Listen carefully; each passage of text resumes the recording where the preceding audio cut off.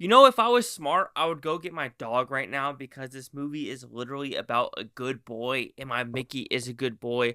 However, he's eating some duck recipe food, and I do not want him to be upset because he's such a good boy.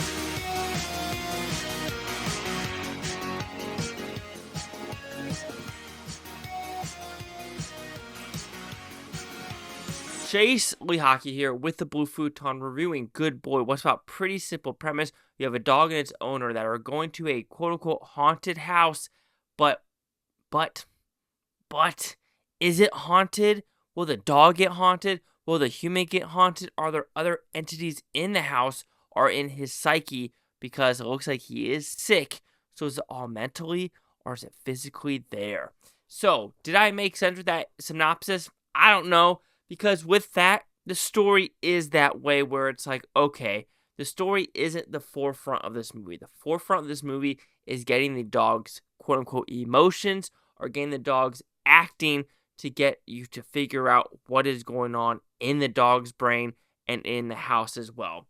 So, positives, how this was filmed. Okay, if you do watch Good Boy, I highly recommend for you to stay after the credits because there is kind of a behind the scenes featurette that talks about how they filmed with this dog and how it took 2 to 3 years to film this. And it was like 400 days with like 1 to 3 hour day or, time per day whenever they could do it. So it was very elongated schedule. And I think they did that for the reason of like getting the right emotions for the dog and, figuring out what they want to do with the story itself. So that's there. We'll stay for the featurette. Like I said, the dog, fantastic. Even though I don't want to say the dog's like a perfect actor because what they say at the featurette senior's like, okay, that's pretty smart of how you totally mess with the audience's mind, and it does work tenfold there. If you're looking for human actors, you're really not going to get it, and they did it on purpose. You only see the main actor once, his true face at the very end of the film. The rest of it is all kind of like what the dog sees and what the dog thinks it's going on. So there's really no human actors to talk about in this movie. It's only an hour and 13 minutes, and they did that for the reason because there really is no reason for it to be longer than that. The whole point is what is going on with this dog. And scary movie. Is it scary? Not so much, but there are two very, very, very, very, very, very, very solid jump scares that got me, and I was like, holy moly, macaroni and cheese.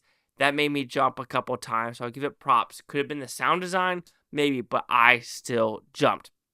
Okay, and the story itself, while it could be a little bit confusing about the overall conclusion of what occurs and what has actually happened in this house versus what is happening to this guy's health, because it does bring like a hospital scene as well. I do think it is fun to like, what does a dog dream about? What is the dog seeing? What does the dog think is real and what is not? And I think having that really does work because you're thinking, oh, wait a minute. Is it just the dog seeing this? Is it the human seeing this? And what does a dog dream about? Because, of course, when I hear Mickey, when he's really in a deep sleep where he's like, starts like, ruff, ruff, or he like starts moving. So, okay, he's really in a deep sleep and he's dreaming about something interesting. But this dog, unfortunately, he can't dream about something interesting because he wants to protect his owner.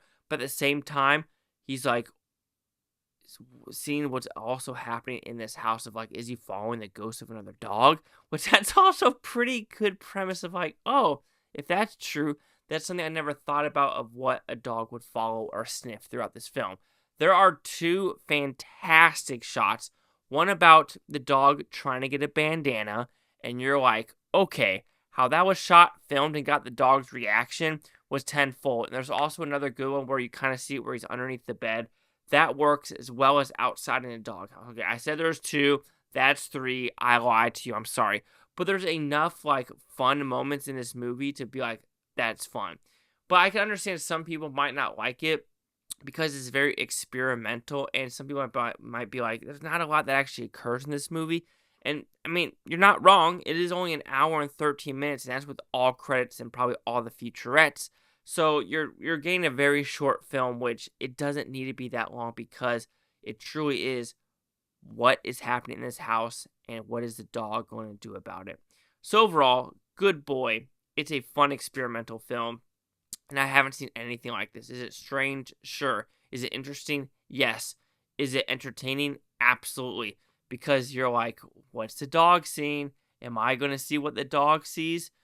Are you more worried about, oh, what is the backstory of this house? Well, unfortunately, you are not going to get that whatsoever. What you're going to get is a dog being a good boy in a scary or horror film. So Good Boy will receive a 4 out of 5 with Futons, which equals at 80%. Let's see what the critics' news scores gave this one. Critics a 92% with 101. Audience scored 86% with over 250. Critic consensus.